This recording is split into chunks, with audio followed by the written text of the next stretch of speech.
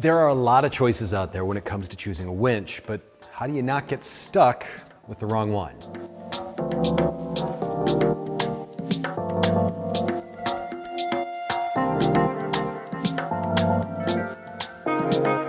We're going to go over some winch basics for you today to make sure that you end up with the right winch, because there are a few options out there. Now, first off, there's two ways that you can activate a winch, one of which is a wired system where we've actually got a switch up on the handlebars there, which is operated by your thumb, really convenient and easy to use.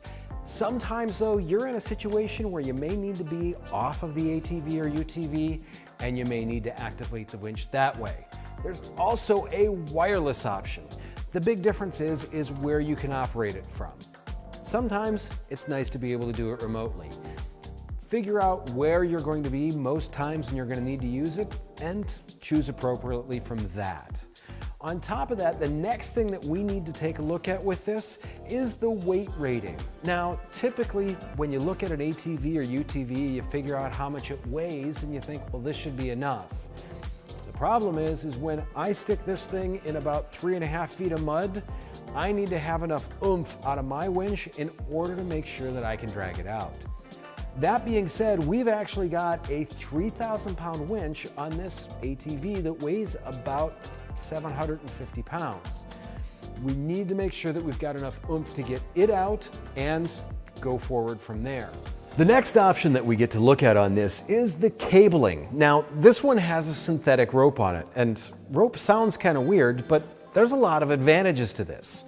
With the rope, it actually offers less friction, whether it's going around the drum, whether it's going through a fair lead, or just pulling it out so you can attach it to something.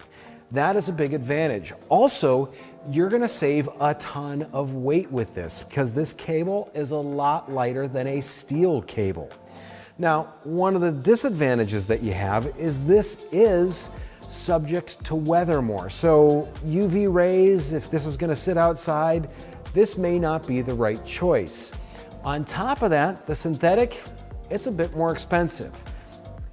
Weigh some of these options before you make your choice and you'll figure out which one's the right one for you. With all the Bronco winches, you're going to get this handle here because the last thing we want someone to do is grab a hook and winch their hand into the winch and smash it.